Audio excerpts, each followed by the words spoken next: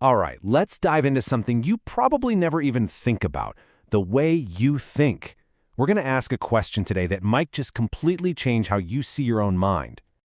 So let me ask you something. Right now, is there a little narrator in your head, maybe hearing these words as I say them? A voice that comments on your day or thinks in full sentences? Yeah? For most of us, that's a definite yes. But here's the thing that's going to blow your mind. Some people don't. At all. Their mind is just quiet. Seriously, just take a second and try to imagine that. A mental world with no constant narration.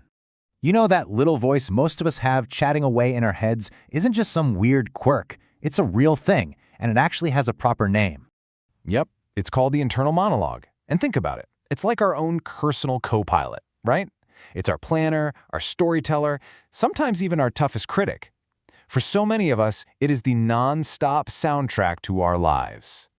But this is where it gets really, really fascinating.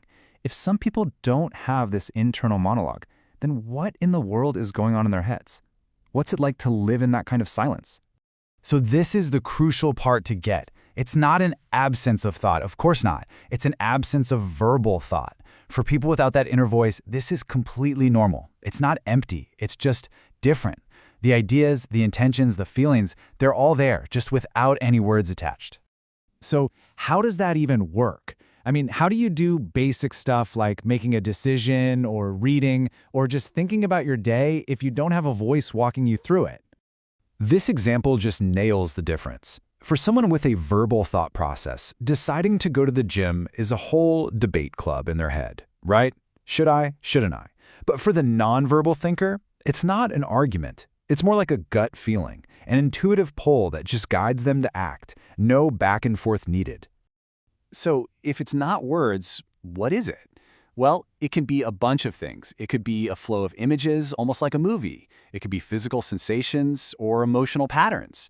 Or it could just be this abstract sense of knowing. You just get something without ever having to form a sentence about it. And this changes everything. Take reading.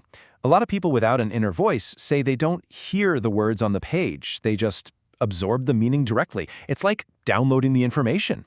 And memory?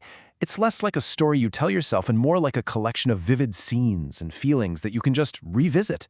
So what does this all add up to? Well, it's so important to understand that this isn't a problem or a deficit. It's just a totally different way of experiencing the world, a different kind of mind. And there are some really interesting trade-offs here. I mean, a quieter mind might not get stuck in those anxious, repetitive thought loops or that harsh inner critic. Choices might feel faster, more intuitive.